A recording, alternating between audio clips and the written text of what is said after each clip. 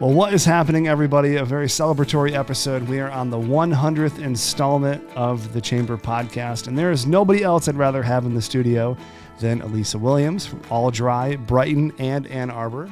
Welcome to the studio. Thanks, Rob. Thanks for having me. Absolutely. Well, this is the 100th time. Not that I've done the show. We've had Grant fill in before and do some shows, and he always does a nice job. But this is the 100th episode in the show's history.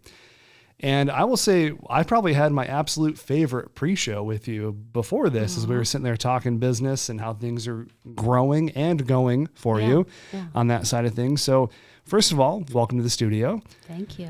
So thank you. So why don't you give our listeners just a little bit of a rundown on All Dry, your background, and then I'll ask you some more pointed questions. Gosh, how much time do I have? You got 48 minutes. Okay, good. Okay, we'll start with All Dry. Yeah. So All Dry Services of Brighton and Ann Arbor is a water damage restoration and mold remediation company. We service all of Livingston and Washtenaw counties, property owners from residential to commercial, big or small. We expect the unexpected. 24/7, of course, because water doesn't wait. Well, one thing that is always fascinating to me about your industry is it's on demand. People, like as you said, people don't plan for their dishwasher to leak and flood, their kitchen. They don't plan for, mold to pop up and start getting everybody sick to where it has to be remediated. Like there's a lot of things that your company does that is simply on demand. It's a 24/7 shop. Yeah. So I'm curious, what led you into starting with All Dry? Yeah. Well, when people, and I should have started with this, when people ask me what All Dry is, of course I give the initial introduction of what our services are, but truly we're a customer service company. Yeah. We just happen to specialize in water damage restoration and mold remediation. And so I'll share that before I share my background. So I was a licensed marriage and family therapist. I practiced for 7 years. And the reason why I don't do that anymore, I'm now in a sales background, a healthcare sales background. But the reason why I think that's really important is a lot of those skills that I learned and used as a therapist really transfer into the water damage restoration industry. At least in our business, in our company. And the reason why they transfer is because when you think about it, someone's calling us, they're in a crisis, they're not having their best day, they're dealing with some really big life stresses. No one ever wants to pick up the phone and call All Dry Services of Brighton and Ann Arbor. So the first thing I do, you see how that rolls off my tongue? I can't even help it. You slid it in there. I can't help it. But the first thing I say when someone calls me is, I'm sorry this is happening, right? Because I think that's lost sometimes. People, maybe it's our industry, maybe not, but I think people are so quick to get scheduled and let me get in there. But I think my therapist background really makes me really sympathetic and empathetic. And I don't know if we can help them, quite honestly, when they call. But the first thing I say is, again, I'm sorry you're going through this. Tell me what's going on and let me see if we can help. We may not be the right ones, but I'm going to point them in the right direction. Yeah, I love that. Addressing the human condition from a customer service perspective is incredibly important, and it's lost on a lot of people. I've told the story, and I'll give a very quick 15-second version. But when we were building this place, called 9 contractors, the first 8 either half didn't answer, and half acted like it was an inconvenience for them to bid like an $80,000 job. Yeah. And the 9th one was the one I ended up going with because it was very personal. It made a lot more connection to like, oh, hey, I know this is a big project. It's probably stressful for you. We can absolutely help you. And just addressing the situation. Yeah. And when someone's calling you, it might be, they had fire damage, water, mold, whatever it might be, something, and they're stressed out. And the last thing they need is someone on the other end of the phone acting like they're an inconvenience for calling you. And I see that a lot in the trades. Yeah, we hear about it too. And I think people they call us and they're actually, they're ready for it. Like they're ready for a bad experience. So sometimes I can tell that they're even taken aback when I say, gosh, I'm really sorry this is happening.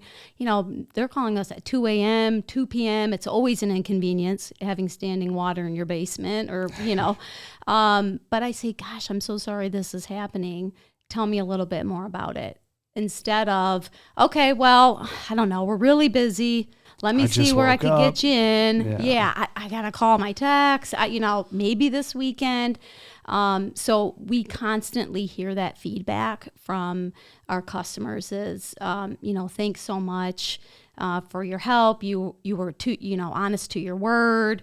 You listened to us. I mean, it's really common when we're at a job, whether it's a house or a business, where we really get to know the property owner because we're there, 8-10 hours for a couple days, and we're just listening to them, talking to them. So it's really great to get that feedback from them that, we helped them out in a crisis. And sometimes helping them out in a crisis is more than just extracting water. It really is like, and you said it so eloquently, just recognizing that human condition, Yeah.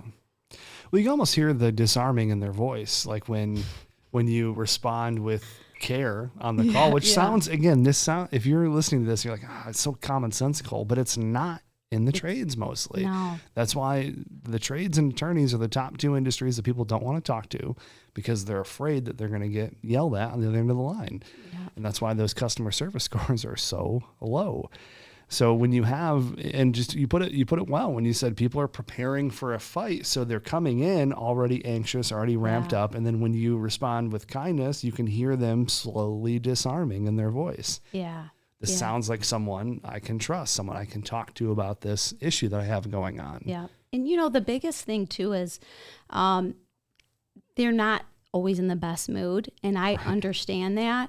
I don't take that personally because the first thing I do is think to myself, I can relate to that. I can relate to being in a crisis or not having my best day or not knowing where to turn or feeling out of control because I now have to rely on a trade, right, that I don't know a lot about. Whatever the case is, I always try to give them the benefit of the doubt and know that, I've been in situations that I was really uncomfortable with too. And I think that really helps. It helps them kind of get past like the fear of, having to work with a water damage company. Yeah. Something you've always done a good job of since the first time I met you was establishing credibility in the industry so people can trust you through the process of going through, doing the remediation, removing everything that needs to be done, and then going through the reconstruction period, working with the insurance company. There's just a lot of elements, if you're a homeowner, that you might not know going through that process. And there's also a lot of fraud that is rampant in your industry. So being able to demonstrate your credibility is extremely important. And that's something that you've done from the first day. When I remember you guys opened, I saw the Facebook post, and then I had met, and then we did a brief consult, and we're chatting, and that's always been on the forefront of your mind, which has always been so refreshing. Where does that mindset come from a business perspective? Gosh, credibility to me is so important. Credibility is my reputation. Credibility, though, isn't knowing all the answers. Credibility isn't, giving them exactly what they need and being everything to everybody. To me, credibility is communication and just transparency. I think that can overcome a lot of shortcomings. I'm a local business owner, and I went into this business wanting to provide a service for the community, for my neighbors. That means I don't want to hide in aisle 8 at the grocery store. So credibility to me is really important. Like I said, I don't know all the answers, and I don't pretend to. I think that's what lends me credibility, is being able to say, you know what, that's a really good question. let me get a good answer for you. Let me get the right answer for you. Or that's not my lane, right? I think that builds trust more than, looking something up or making up a fake answer. And I don't know. That's just not in my character, whether it's work or personally.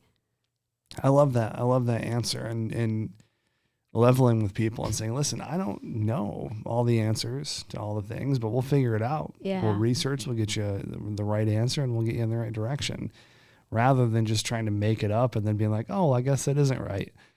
I guess that was a mistake. I guess your insurance company isn't covering this now, or whatever it may be. But there are certain principles in business when people are talking about, well, how do we grow? How do we get bigger? And a lot of times it's going back to the common sense. What is the core? What is your mission?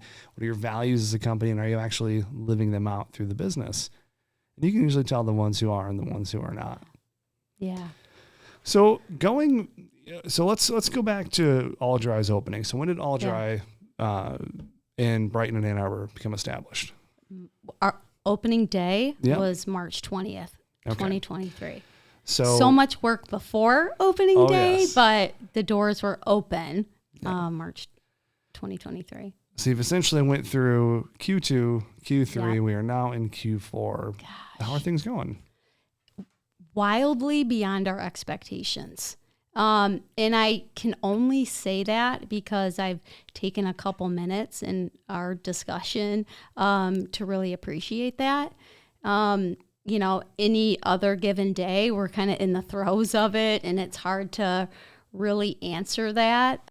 But, taking some time to reflect and, think about how far we've come since March over these past 7 months. I remember opening and, at month 1 and month 2, talking to our one tech at the time and saying, we're going to look completely different a year from now.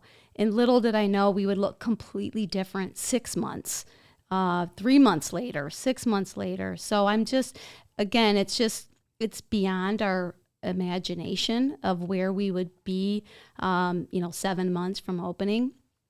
I mean, I say that, but we have so much more to do, so much more to learn, so much more to offer the community. But it's exciting to know that it's possible because we do see it. But yeah, things are going good. This is a question I think I've ever asked on this show in 100 episodes. So, what emotion do you most identify with as you're going through the last 7 months of business? Oh my gosh, that's such a good question. Well, I don't know if it's an emotion, but I wake up with a sense of urgency.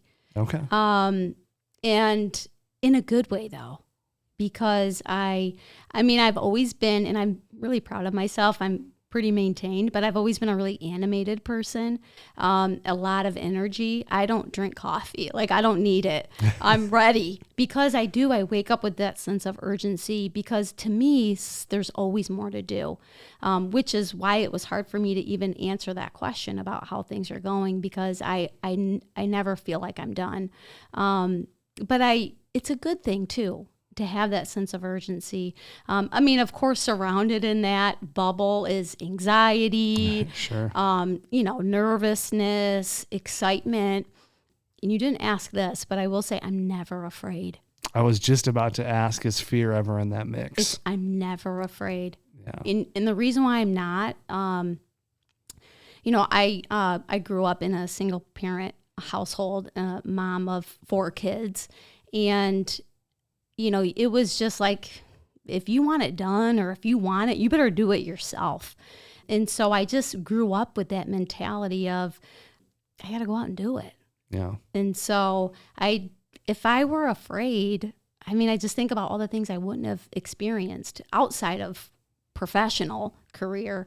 But I don't know. What I lack, there's a laundry list of things that I lack, but courage isn't one of them. Yeah. Yeah. Have you always been someone that's been more prone to taking risks? No. Interesting. No. And I I mean, you see what I'm wearing. I am a buttoned up kind of person.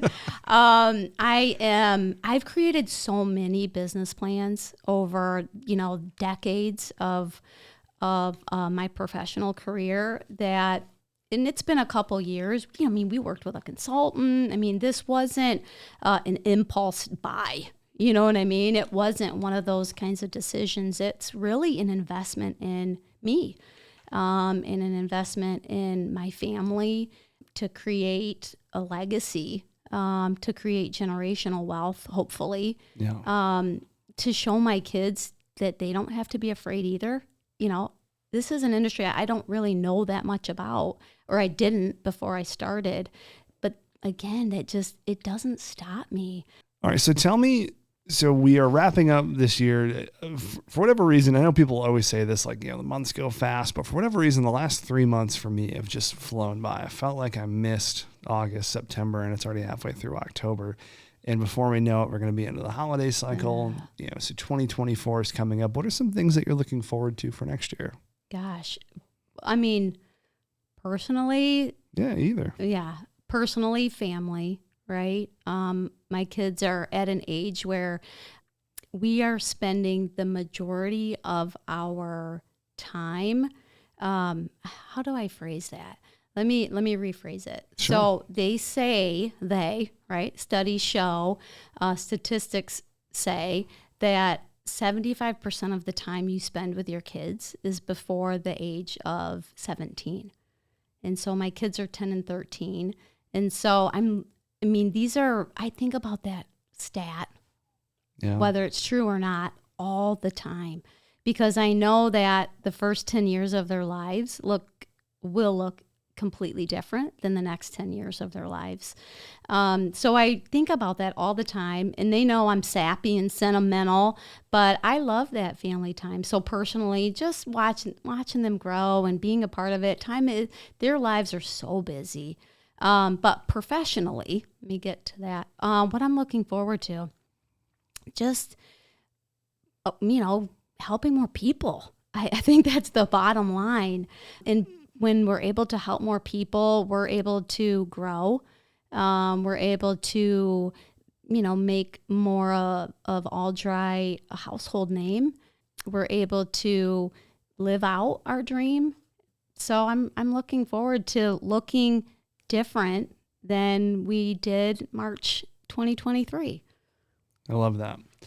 So before I let you go, I'm going to ask you one question that might be on the tougher end.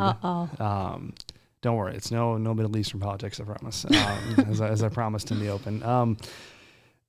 Work-life balance for a new business owner can be an extreme challenge. I have certainly had struggles with it, and I feel like as you want to say it's something that time corrects, but I feel like I personally, speaking for me, I feel like I could have done a better job of balancing that, especially early on. You're in the first year of this new venture. Yeah. What are some things that you've put in place, because I know how important that family time is for you, to ensure that you do have work-life balance? And as a caveat, another thing that's challenging your business versus mine, you're 24/7. Yeah. I am not. So I'm just curious, like, what are some things that you and your husband have done to ensure that there is, some balance between those two things? Yeah, I think the word that stands out to me is just intention. We have to be really intentional around the conversations that we have, meaning, it's dinner time. Do we talk about work, or do we talk about kids' days we're at school? Yeah. Do we talk about what our plans are for the weekend, or do we talk about what jobs we have on the schedule for the weekend? So we just have to be really intentional. It's the kids are excited too about our family-owned business, so we do try to bring them in so they can feel that excitement and know that when it's 7 p.m. and we're in front of our computers and we're talking about the next day, that they understand why. So we do, look, I wish I could say it's only 9 to 5 and that's just the discipline that we have, but it's not real world. Yeah. But we're just really intentional around the conversations that we have, when we're out at a family outing with extended family or with the kids, we really do. We're able to keep it separate. It's important. So I love that answer. Yeah. Intentionality. It's not just a word in the dictionary, Yeah.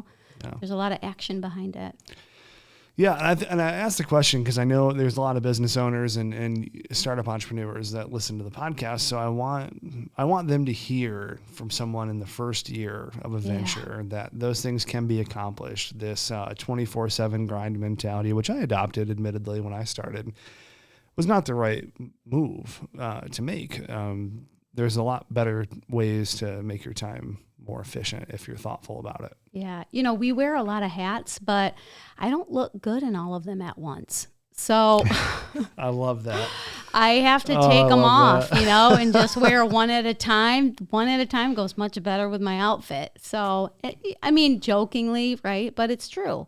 I can get really excited about each role of my life, whether that's mom or business owner, wife, friend, mother, and I try to be present in that moment. It's tough. It is tough because each of them are such a big part of me, but I can be really excited talking to my sister about just sister things. Yeah. And I can be really excited about school with my kids. And then sometimes I have to remind myself, like, oh, I got to get back to my work brain, And I just think, they're all a part of me. I am a small business owner, but that's not all of who I am. Yeah. I was so much more before that allowed me to be a small business owner. And I don't want to neglect any of that stuff, but it is tough finding a balance. Some of that gets put on the back burner sometimes, but I dust it off, Yeah. Well, I'll tell you what, I'm giving a talk next month on organizational development. And that hat analogy you just pulled out is definitely going to make its way into my talk. I will give you proper credit, though. Okay, I promise. Thank you. Just put my name in the credits. Yes. That's cool. We'll put the all dried duck. There. Hey, Puddles. Yes. Yep. Puddles the duck. There it is. I love it. Alisa, so if people want to know more about All Dry of Brighton and Ann Arbor, where do they go? What do they do? Yeah, good question. They can find us all over the place. We have a website. We're on social media. That includes Instagram, Facebook, LinkedIn, all the normal places. You shouldn't have to look too hard to find us. Of course, you can always Google us. Definitely. See all your wonderful reviews. Yeah. Yeah, right. Nice. And you could even, if you look hard enough, see the All Dry van on maybe, 96 or 23. Definitely. Yeah, but we'll make sure we get all of those things in the show notes for our listeners. That way, if you're in traffic, you don't got to worry about causing a 4-car pileup to write down all the website and phone numbers and all that. Absolutely. Safety first. That's right. So, is this your first time doing a podcast? Yes. How was it? My gosh. I definitely overthought all of it walking in here. And now I don't want to leave. I don't know if it's the microphone or if it's you, maybe both. But sure. Thank you for, being such a kind host and facilitator. Truly, it's been a great experience. Absolutely. Well, it's been an absolute pleasure watching your business grow over the last 7 months. And I'm very excited that you were guest number 100 on the show. I can't believe it. Thanks for your support, Rob. Absolutely. Thank you. All right, everyone, that's going to wrap up this week's edition of the Chamber Podcast. We are on to our next 100 episodes. Quick reminder, November 2nd is the Entrepreneur Forum, which is co-sponsored by Wayne Media, the Brighton Chamber, and the Brighton Lighthouse. So that's going to be taking place at the Brighton Lighthouse from 5:30 to 8:30. Tickets are available on waynemedia.com. Thanks for watching, everyone. We'll catch you next week. Take care.